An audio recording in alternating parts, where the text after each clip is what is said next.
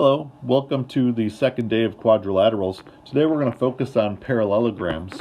To save us some time, I wrote all of the facts about parallelograms we need to learn today, and then we're going to do some practice problems. So the first one is the definition, which is opposite sides are parallel. So this is something we should know already from yesterday's lesson. So opposite sides being parallel is a big deal. There's a lot of side effects because of that. One side effect of having opposite sides parallel is that the opposite sides are actually going to be the same length. So not only do you have opposite sides parallel, you have them also the equal sides across from each other, sort of like a rectangle, because a rectangle is a parallelogram. Another side effect, not having to do with sides, is the angles. The angles on the opposite corners, angle A, for example, equals angle D. Angle C equals angle B. Those are actually equal to each other. And because we're dealing with parallel lines, the consecutive angles, those are 180. Those are same side interior angles for parallel lines. So those are adding up to 180. If we go a different direction, let's say angle C and angle D, those are also adding up to 180. And you can go all the way around the circle, all the way around the quadrilateral that way. And the last one, I'm going to guess you have not heard before. It has to do with the diagonals. If I was to draw the diagonal here and draw the other diagonal here, they actually cut each other in half. So they are bisectors of each other. So they cut each other in half, which is sort of an interesting fact you maybe never thought of before, because you probably never drew a diagonal across a parallelogram before. But it is true. You actually create these bisected diagonals. And something that's not listed, because we could keep going with this, is because of this, look at the triangles formed in there. You've got some congruent triangles going on. You've got all kinds of really cool stuff happening in this picture. So as a result of that, we can do some math problems. We are towards the end of the year. I am going to be giving you a lot more algebra in this chapter. So for the example here, we've got angles. There are two facts you know about angles. You know the opposite angles are equal, and you know that we're going to call them consecutive angles. Consecutive angles are 180. So we can say, for example, this angle equals this angle. And we can say this angle equals this angle. So let's start with the red ones, because the x's, we actually know both of those letters. So 3x minus 18 equals 2x plus 12. Subtract 2x from both sides, you get negative 18 equals 12. Oops, forgot the x.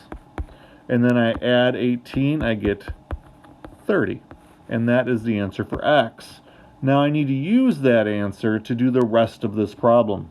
So, for example, if I put 30 equals x here, 2 times 30 is 60, we get 72 degrees for this angle. The reason why that's necessary is because we don't have enough information to figure out 3z equals 4y. So although you can write an equation, 3z equals 4y, it doesn't do you any good. What we want to instead do is do a problem with those two angles and do a separate problem with those two angles, because we actually now know that this is 72 degrees. We can say that 3z plus 72 equals 180, and we can solve for z. So we can subtract 72, we get 108. We divide by 3, we get 36, and that is the answer for z. For the y, same thing. 4y plus 72 equals 180, because those are consecutive angles. 4y equals 108. If I divide by 4, I get 27. And those are the answers for that problem. Let's look at number 2. Number 2, these are not angles, these are sides. The opposite sides should be equal to each other. Well, that one doesn't do us any good. The opposite sides here should also be equal to each other. Oh my gosh, those are also not going to do us any good. So let's just write what we've got. We've got 4x minus 10 equals y. We've got 2y minus 15 equals x. This is a system problem. We have to do a system to actually solve this. Now, in this case, I've told you in the past, there's two different ways to solve a system. You can solve by elimination or by substitution. I personally can do both, So because of that, I'm going to choose substitution. The reason why I'm going to choose substitution is because they actually told us that x equals 2y minus 15.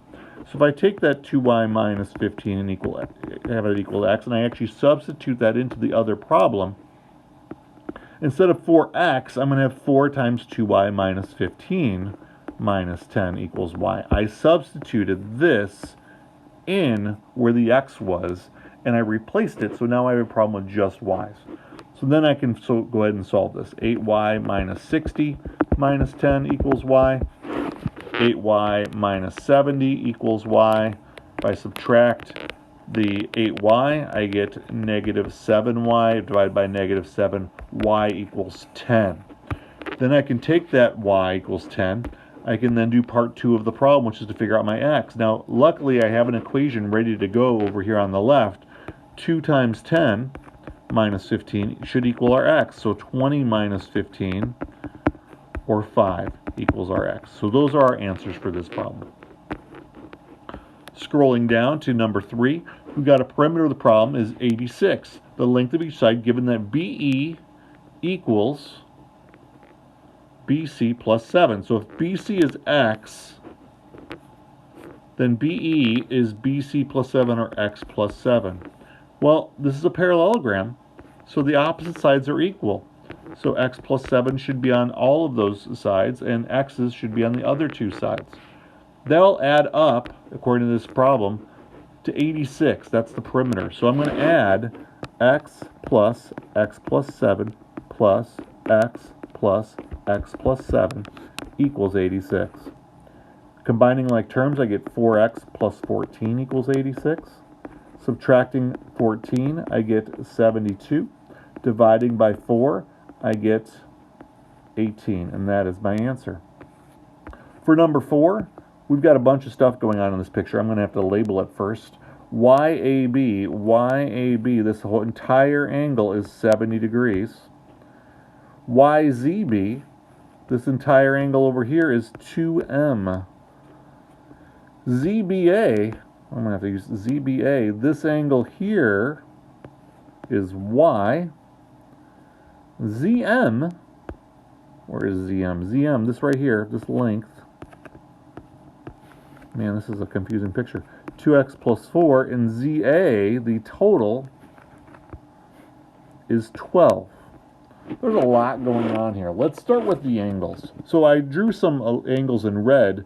Let's write that problem in red. So 2m should equal 70 because the opposite angles of a parallelogram are equal. So m is 35 degrees. So that's good.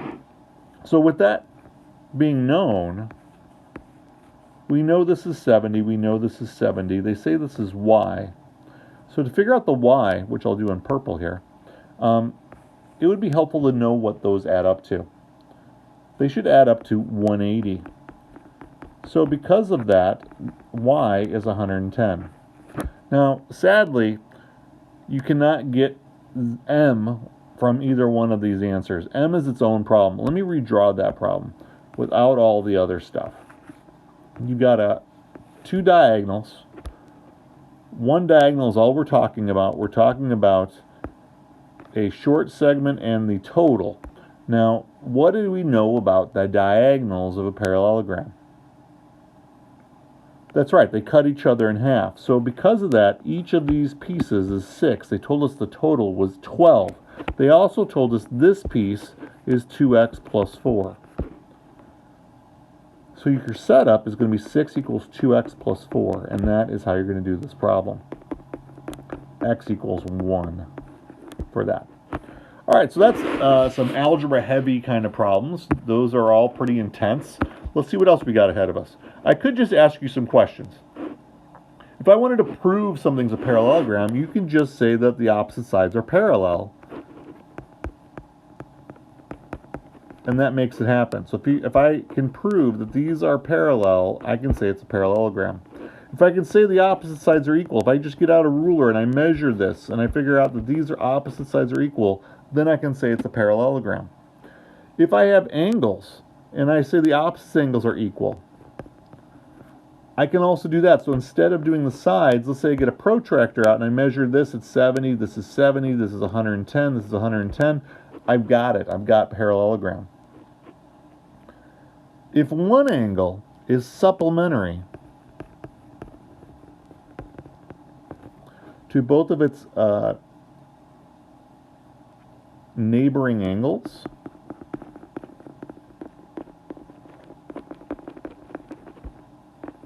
then it's a parallelogram. So let me show you what that means. So if, let's say I say this is 70, and I can say that this is 110, those are supplementary, and I say this is 110, and that's supplementary. If I actually have that situation, that will give us number 4. If the diagonals bisect each other, that's equal and that's equal. So again, I could use a ruler and measure diagonals and how they are interacting with each other, and that could tell me it's a parallelogram. And then I've got one weird one. This is a special case. This is new. This is something that we have not talked about yet, so you might want to pay close attention. If one pair of opposite sides is parallel and equal, that's all you need to know. So if I know this is both 10 inches and I know these are parallel, it automatically makes a parallelogram. You do not have to know anything about the other side. So there are actually 6 ways to show that it's a parallelogram. Let's use these facts. So we're going to say, all right, we've got these 4 pictures. Is there enough information to say it's a parallelogram? So this number 1 is the one I just showed you. This is the one, it's yes, one pair of sides parallel and equal. That is the rule. Here, the yes, the diagonals bisect each other.